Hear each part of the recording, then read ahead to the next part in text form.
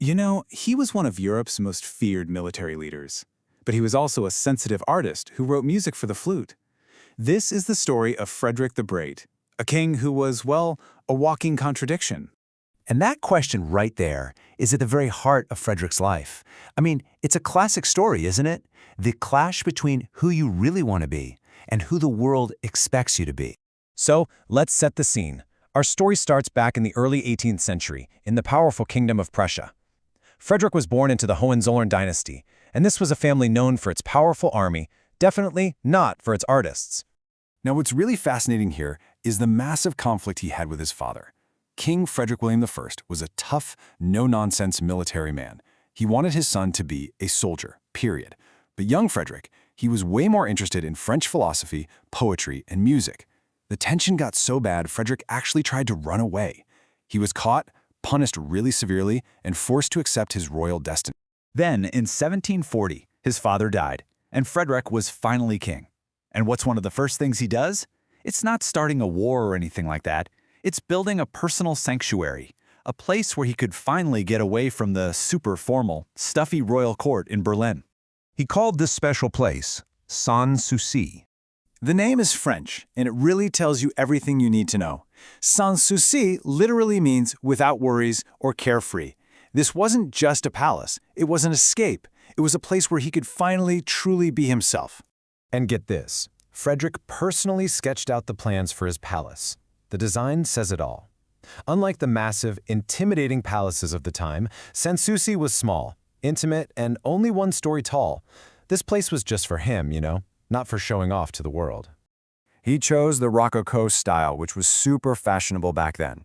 And just so you know, Rococo is all about elegance, flowing lines, and really ornate, delicate details. Think graceful, light, and just beautiful. The location of the palace was just as unique as its design. It sits on top of these 6 sweeping terraces that were carved right into a hillside. And these weren't just for looks, they were a working vineyard designed to catch as much sunlight as possible for growing grapes and fig trees. They were even protected by glass panels in the winter. Pretty clever. But while Frederick was busy building this private retreat for himself, he also had a whole kingdom to run. And as a ruler, he was all about the most modern ideas of his time. He became what we now call an enlightened monarch. So, what does that actually mean? Well, an enlightened monarch didn't just believe they ruled because of some divine right. Instead, Frederick saw himself as the first servant of the state. He felt his duty was to use logic, reason, and modern ideas to actually improve the lives of his people. And he didn't just talk about these ideas, he really acted on them. He banned torture, he allowed more religious freedom, and he invested in science and schools. He also modernized Prussia's economy by building canals and introducing new crops, which brings us to one of his most famous stories. Yeah, one of his biggest reforms involved a vegetable. See, farmers were really suspicious of this new thing called the potato. They thought it was poisonous, so Frederick came up with this brilliant plan. He planted a whole royal field of potatoes and ordered his soldiers to guard it really heavily. This made the local farmers think, whoa, those potatoes must be incredibly valuable. So they started sneaking in at night to steal them and then planted the stolen goods in their own field. And this amazing piece of reverse psychology worked perfectly. The potato became a staple food in Prussia, and it helped save countless people from starvation for generations. His trick was so successful that even today, people who visit his grave at Sanssouci leave potatoes there as a little thank you. So inside Sanssouci, Frederick finally created the world his father had forbidden. He became a talented composer and flute player, holding concerts almost every night.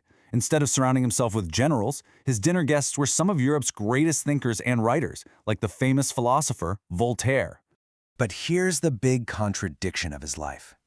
This same man, the musician, the philosopher, the reformer, was also one of the most brilliant and absolutely ruthless military commanders of his time.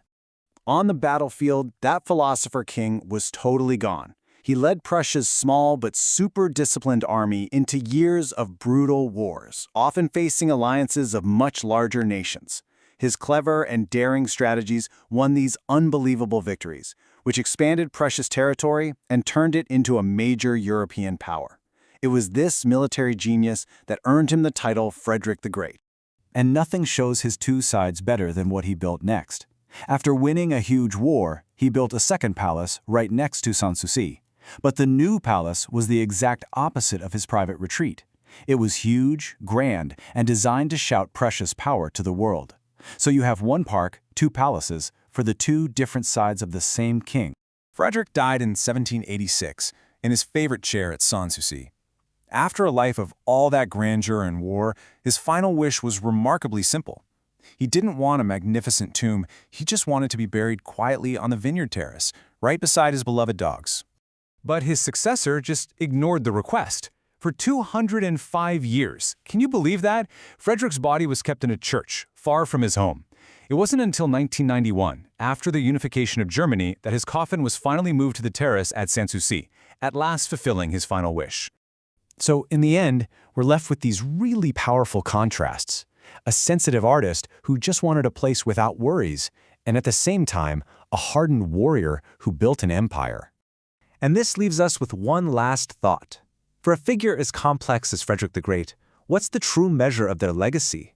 Is it the wars they won and the power they built, or is it the culture they nurtured and the ideas they championed?